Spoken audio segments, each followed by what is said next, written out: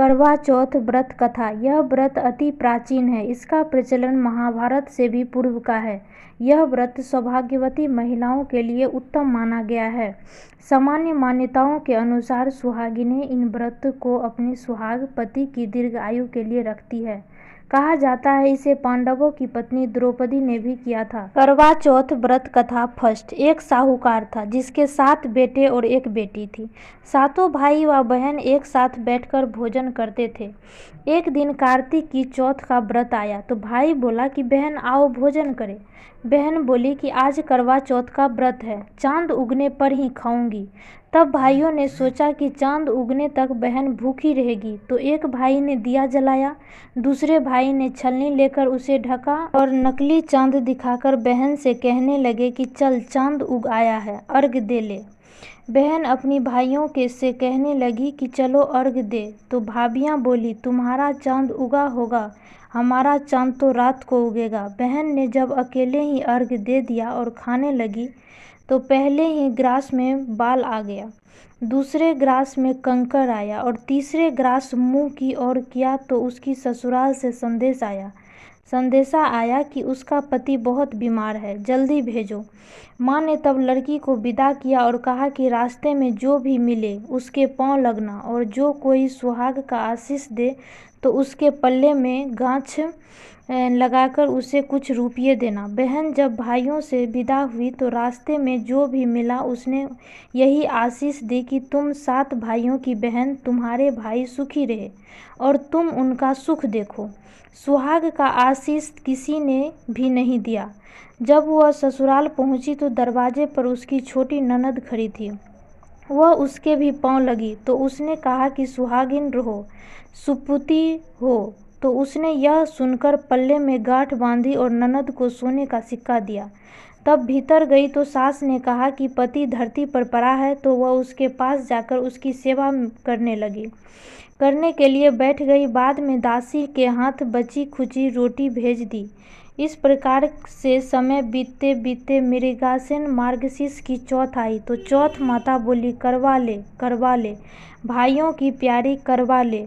लेकिन जब उसे चौथ माता नहीं दिखलाई दी तो वह बोली हे माता, आपने मुझे उजारा तो आप ही मेरा उद्धार करोगी, आपको मेरा सुहाग देना पड़ेगा।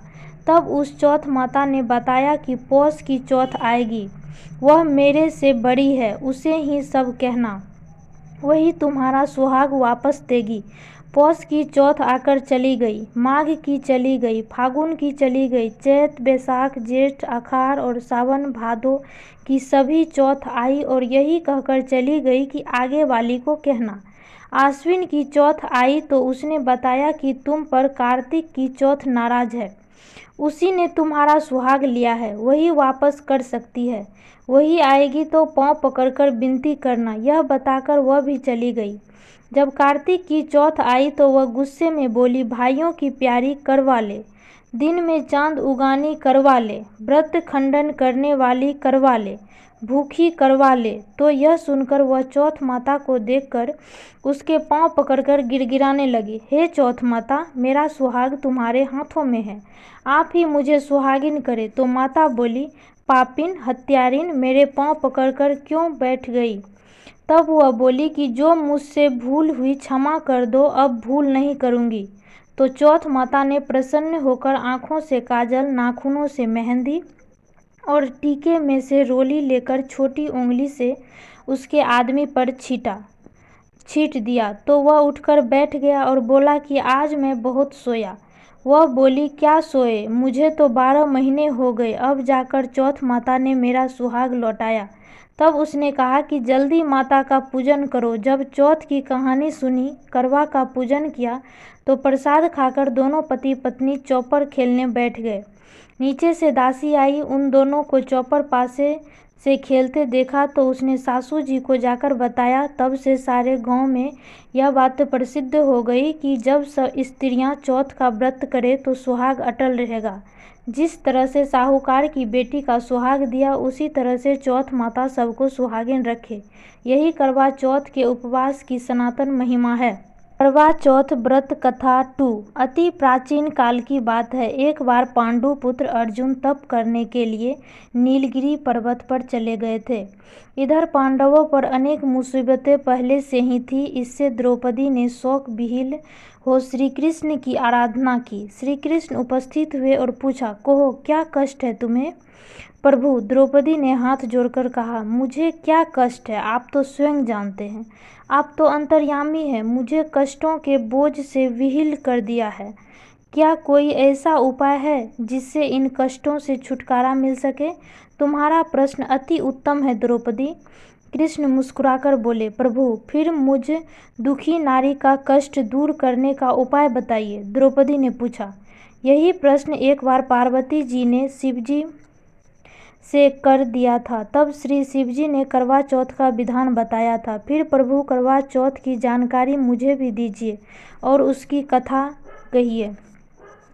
तब श्री कृष्ण ने एक पल सोचने के बाद कहा, दुख सुख जो सांसारिक माना जाता है, प्राणी उसमें सदा ही लिप्त रहता है। मैं तुम्हें अति उत्तम करवा चौथ व्रत की कथा सुनाता हूँ, इसे ध्यान से सुनो।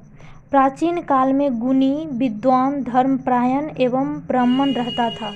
उसके चार पुत्र तथा एक गुणवंती सुशील पुत्री थी। पुत्री ने विवाहित होकर चतुर्थी का व्रत किया, किंतु चंद्रोदय से पूर्व ही उसे शुद्धा ने बाध्य कर दिया।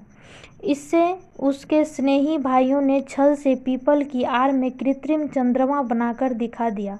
लड़की ने अर्घ्य दे भोजन कर लिया। भोजन करते ही उसके पति की हृदय गति बंद हो गई। इससे दुखी हो उसने अन्न जल त्याग दिया। उसी रात्रि में इंद्राणी भूमि चरण करने आई।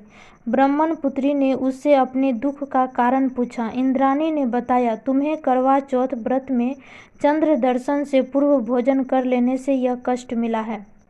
तब उस लड़की ने अंजलि बांधकर विनय की कि इससे मुक्त होने का कोई उपाय बताइए।